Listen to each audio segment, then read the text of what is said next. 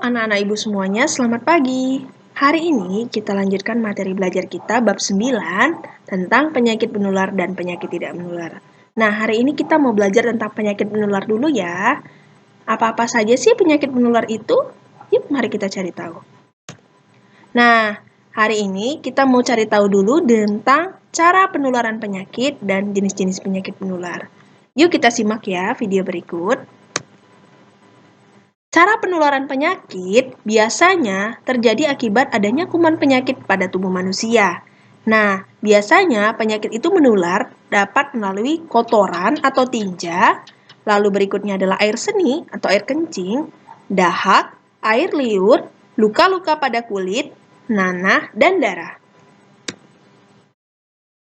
Penyakit menular dapat terjadi ketika seseorang bersentuhan badan langsung, misalnya berjabat tangan, berpelukan.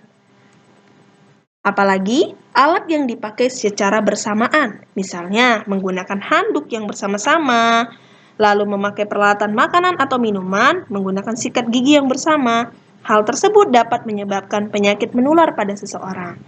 Nah, anak-anak ibu makanya disarankan kalau kamu mandi atau memakai handuk kamu harus masing-masing, tidak boleh digabung dengan adik kamu, apalagi dengan orang lain. Paham ya? Lanjut. Ada lagi nih makanan dan minuman. Ternyata makanan dan minuman ini dapat menularkan penyakit loh. Apalagi kalau makanan dan minuman yang kamu makan tidak bersih atau tidak higienis. Berikutnya adalah pernapasan. Ketika seseorang batuk, pilek, percikan airnya bisa menularkan penyakit tersebut. Apalagi nih sekarang ada virus corona, ya kan?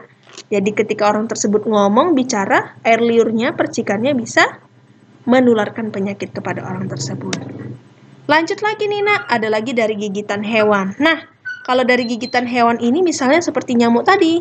Nyamuk tadi, demam berdarah bisa menyebabkan penyakit menular.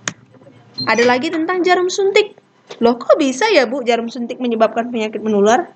Ya, karena jarum suntik yang tidak bersih, apalagi jarum suntik yang digunakan berulang kali, dapat membuat darah tadi yang disuntikkan ke kamu, itu bisa menularkan ke orang lain yang sehat-sehat saja. Misalnya, kamu ada penyakit nih, terus jarum suntik kamu dipakai ke orang lain yang sehat-sehat saja, disuntikkan lagi yang sama, maka penyakit kamu bisa berpindah ke orang lain. Seperti itu. Makanya jarum suntik itu hanya boleh digunakan satu kali untuk satu orang.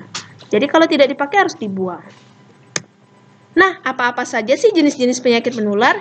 Yang pertama adalah demam berdarah, dengue, atau yang kita singkat dan kita kenal dengan DBD. DBD ini disebabkan oleh nyamuk Aedes aegypti. Nah, ada 100 juta kasus demam berdarah yang terjadi pada tiap tahunnya. Bahkan banyak orang loh yang meninggal gara-gara penyakit demam berdarah ini. Anak-anak ibu, mari kita lanjut lagi ya. Gejalanya apa saja sih?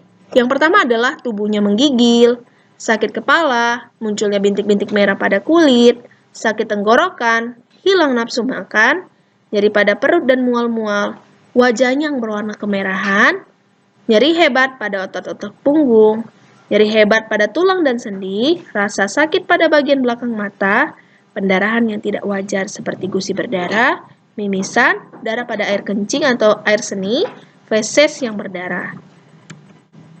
Bagaimana cara pencegahan demam berdarah? Ini banyak sekali ya. Apalagi yang pertama adalah wajib membersihkan lingkungan rumah Anda dengan melakukan fogging.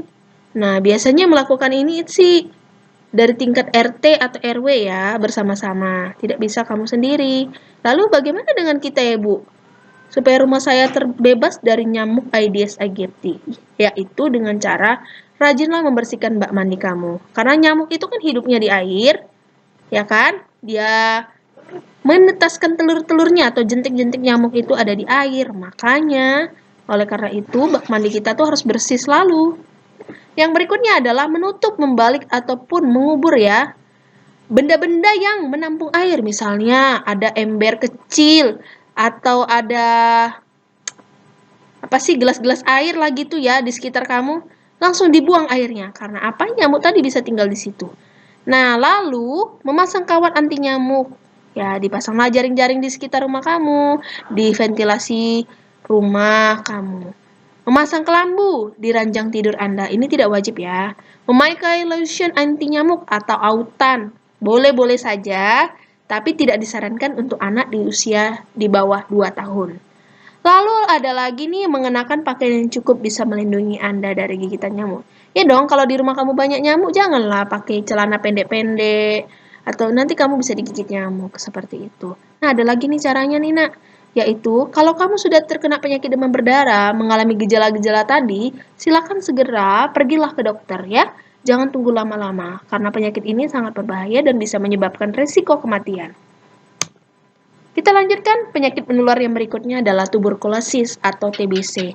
Penyakit ini disebabkan oleh lingkungan tercemar oleh polusi udara, seperti asap pabrik, asap kendaraan motor, dan asap rokok, yang ditularkan oleh bakteri melalui percikan ludah, batuk, dan dahak.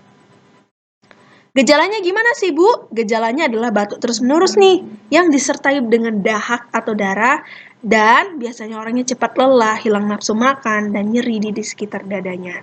Ini adalah gambar paru-paru orang yang normal, dan ini adalah gambar orang yang paru-parunya terkena TBC. Jadi kalau kamu sudah merasa batuk-batuk, gak sembuh-sembuh, ada darahnya, coba dicek ke dokter. Siapa tahu kamu ada penyakit TBC. Lanjut lagi nih, ada penyakit diare. Siapa sih di sini yang nggak pernah sakit perut? Pasti semua pernah kan? Apalagi kalau jajan sembarangan, tidak menjaga kebersihan. Nah, penyakit ini ternyata disebabkan oleh virus atau bakteri ya. Nah, penyakit ini juga bisa menyebabkan rasa cemas. Diakibatkan juga oleh keracunan makanan dan alergi makanan. Apalagi makanan yang tidak bersih tadi yang seperti Ibu bilang. Gejalanya apa sih? Buang air besar terus-menerus lebih dari 3 kali dalam satu hari. Dan cairan atau kotorannya itu tinjanya itu encer. Lalu ada lagi nih nak, sakit atau kram perut. Demam atau muntah. Nah, kalau udah kena gejala ini, bisa nggak Bu diobati sendiri Bu? Nggak usah ke dokter, bisa. Dengan minum Oralit. Oralit itu adalah larutan garam dan gula ya. Atau kalau sudah parah, sebaiknya pergilah ke dokter ya nak. Itu lebih baik daripada kamu menahan rasa sakit sendiri. Gimana sih Bu, biar saya nggak terkena diare ini? Satu nih, rajinlah cuci tangan. Abis dari toilet atau abis sebelum makan, sesudah makan, cuci tangan yang bersih. Lalu berikutnya, janganlah jajan sembarangan. Yang berikutnya lagi, rajinlah potong kuku, karena di kuku kita ini banyak telur-telur kuman-kuman penyakit. Yang berikutnya adalah, makanlah makanan yang sehat. Lanjut, cacar air. Cacar air adalah penyakit yang disebabkan oleh virus varicella zoster. Gejala yang ditimbulkan demam, pilek, cepat lelah, nyeri sendi, sakit kepala, muncul bintik merah pada kulit. Bagaimana cara pencegahannya? Melakukan imunisasi bagi anak usia lebih dari 12 bulan. Terus Bu, kan saya udah tua nih Bu. Gimana nih Bu, saya nggak pernah diimunisasi dari kecil. Berarti kamu harus diberi vaksin varicella ya. Nah, cacar air ini, coba lihat nih. Selain muncul bintik-bintik merah, biasanya bintik-bintik ini ada nanahnya atau cairannya. Jadi ketika nanah atau cairan itu pecah atau ibaratnya apa ya? Ya seperti pecah lah ya.